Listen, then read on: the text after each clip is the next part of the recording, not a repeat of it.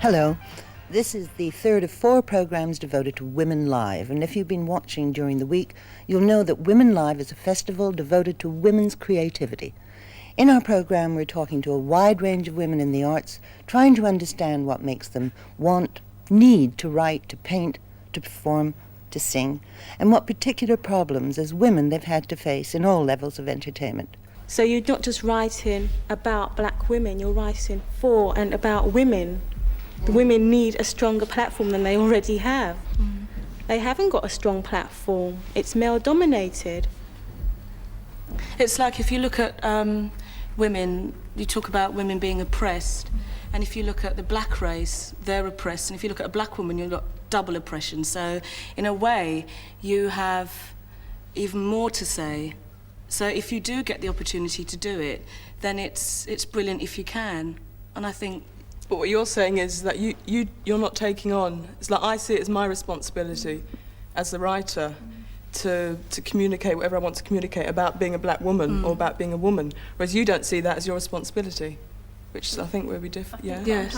I really don't think about it. Yeah, because that's the prime thing. With us, yeah. It's what you're saying and what you're communicating. Write a book about it for me, please. I think eventually, as you write more, you'll gain the experience of understanding what you're actually wanting to say and to whom you want to say it, and not just write a play for the sake of writing a play. Writers play because you have something to say, because you want to communicate to a specific audience.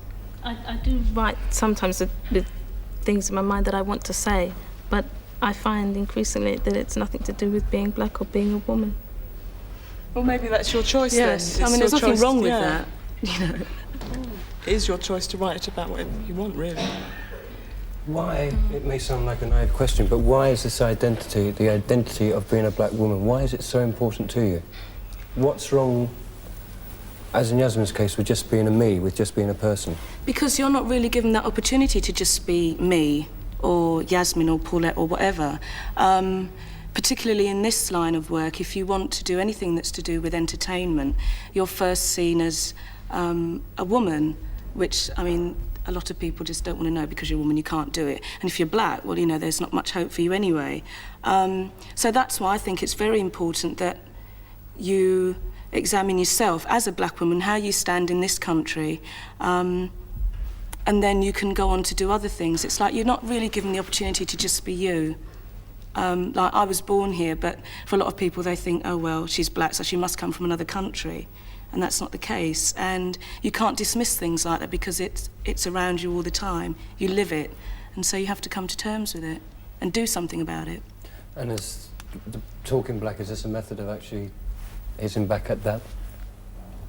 But it is for some of us. For some of us it is, yes, but it's not the only way. But it is a way of being heard and getting people to understand. It's not, like going back to what I said before, it's not a problem for me being black, but other people make it a problem.